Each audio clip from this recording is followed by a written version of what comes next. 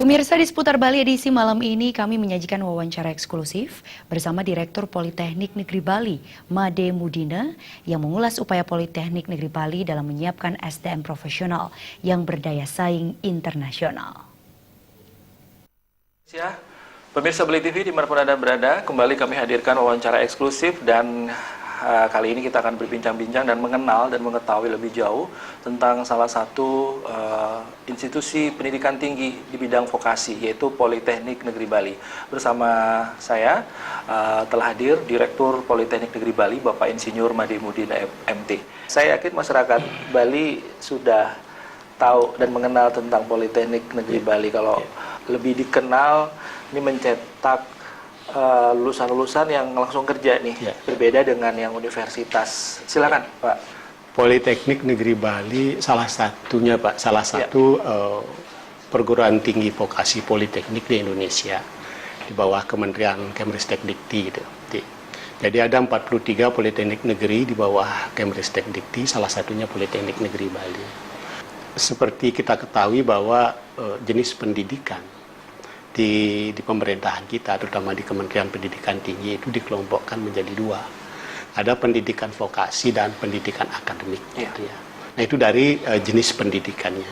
Nah, Politeknik khusus menyelenggarakan pendidikan vokasi. Kami di Politeknik tidak menyelenggarakan pendidikan akademik. Gitu. Namun di universitas itu dibolehkan menyelenggarakan pendidikan vokasi. Tapi fokusnya adalah akademik. Gitu. Nah, ini pendidikan yang kita selenggarakan di pendidikan vokasi seperti apa yang disampaikan tadi itu adalah lebih fokus pada bagaimana menyiapkan mahasiswa itu untuk bisa bekerja dengan keahlian terapan. Lulusan Politeknik tidak diharapkan untuk memperdalam keilmuan, gitu. Tidak memperdalam keilmuan pengetahuan dan yang berhubungan dengan ilmu murninya. Gitu. Lebih difokuskan bagaimana dia menerapkan ilmu pengetahuan dan teknologinya. Sehingga boleh dikatakan sering disampaikan oleh masyarakat sering memahami Politeknik itu membentuk tenaga kerja siap, mahasiswa lulusan yang siap kerja begitu ya. Jadi fokus kita, tugas kita di Politeknik mempersiapkan tenaga terampil berbasis keilmuan terapan begitu. Jadi kita ada kesan supaya tidak ada kesan begini, pendidikan Politeknik itu apa sama dengan kelas tukang begitu ya, karena dia bisa bekerja gitu ya. Beda gitu ya.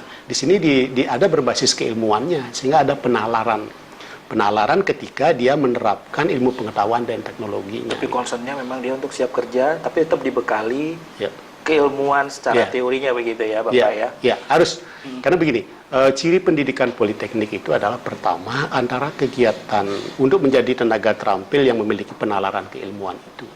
Ciri yang utama di sinilah ada keseimbangan antara antara pendidikan teori dan praktek itu harus saling menguatkan. Gitu ya. Tidak ada pembelajaran teori yang tidak diikuti oleh prakteknya. Gitu. Tidak ada pembelajaran praktek yang tidak didasari oleh teorinya. Ini saling menguatkan.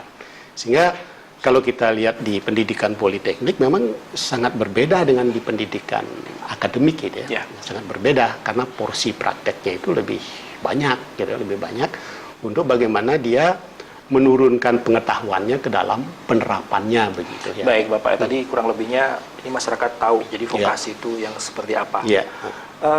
Ini ada berapa program studi di sini Bapak?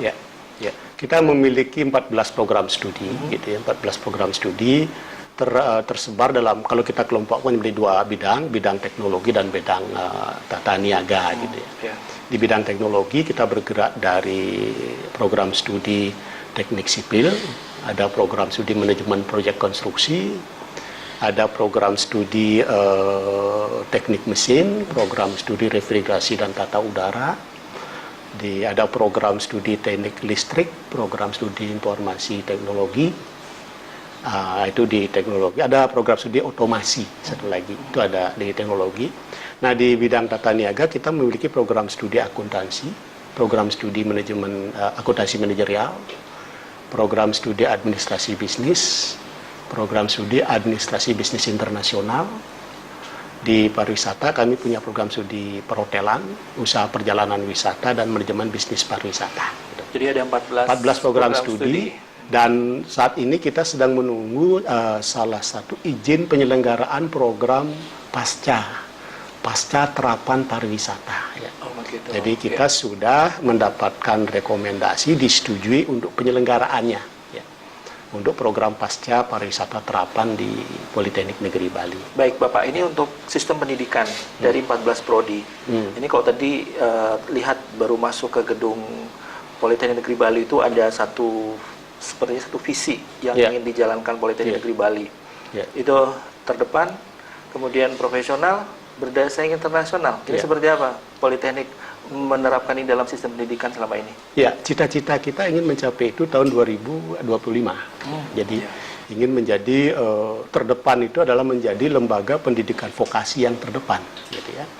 Terus yang kedua yang disebut dengan profesional, lulusan kita profesional dan pengelolaan institusi juga profesional dan berdaya saing secara internasional. Nah, tahapan atau strategi yang kita bangun untuk mencapai visi itu kita bangun dalam 3 tahap. Karena visi ini baru kita tetapkan bersama tahun 2010. 2010 sampai tahun 2015 kemarin, 5 tahun itu, kita menguatkan strategi kita, menekankan strategi kita pada tata kelola. Penguatan tata kelola dan sistem pengelolaan institusi, sehingga nanti kuat untuk kita berdaya saing gitu. Nah, untuk rencana strategi kita 2015 sampai 2019 yang sedang berjalan sekarang, kita sudah ada dalam strategi penguatan kerjasama Asia Pasifik. 2019, 2020, 2025 itu adalah penguatan kerjasama internasional. Gitu. Nah, kerjasama apa yang kita bangun dalam rangka mencapai cita-cita itu, visi Politeknik Negeri Bali? Pertama yang paling mendesak adalah dalam bagaimana menyiapkan pembelajaran. Kita mulai dari kurikulum. Ya. Yang namanya kurikulum pasti jantungnya pendidikan itu kan di kurikulum. Ini kaitannya dengan Tridharma perguruan tinggi juga ya, Pak ya. Salah satu kurikulum itu kan Tridharma yang menyangkut Tridharma pembelajaran. Ya. Nah, di kurikulum lah kita harus betul-betul bisa menembus gitu ya, menembus bagaimana pasar sekarang kita sedang bergerak di ASEAN. Bagaimana kurikulum yang kita bangun itu bisa menembus kompetensi ASEAN. Sehingga kurikulum yang dikembangkan di program studi di Politeknik gitu ya, selain merujuk kepada KKNI, ada Kerangka Kualifikasi Nasional Indonesia, juga merujuk pada standar kurikulum ASEAN sesuai dengan program studinya gitu. Nah, itu ya pertama bergerak dari kurikulum. Dengan kurikulum yang kita miliki yang sudah berstandar seperti itu, tentu di sana turunannya adalah bagaimana mempersiapkan SDM-nya, gitu. Bagaimana mempersiapkan sarana prasarananya, bagaimana proses pembelajarannya, sehingga itu nanti bisa tercapai dengan kurikulum seperti itu. Gitu. Ini animo masyarakat untuk percaya dengan Politeknik atau masyarakat yang ingin menyekolahkan putra-putrinya di Politeknik Negeri Bali seperti apa Pak? Singkat saja Pak. Jadi kita sangat berterima kasih dan bersyukur ya. Jadi dengan masyarakat Bali semakin, tidak hanya Bali, kalau Indonesia di Jawa bagian timur, NTB, NTT itu sudah salah satu pilihan mereka adalah kalau kuliah di vokasi Politeknik Negeri Bali. Gitu ya. Jadi kita sudah sangat bersyukur.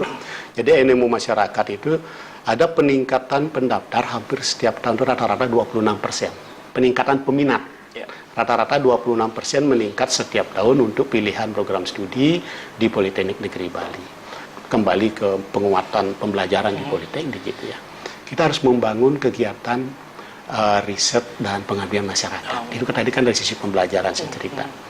Nah, Politeknik Negeri Bali memiliki satu payung unggulan, Pak. Payung unggulannya adalah green tourism. Jadi green tourism itu harus kita capai semua. Jadi program studi yang kita kembangkan di Politeknik arahnya harus mendukung ke sana. Tidak boleh lepas begitu.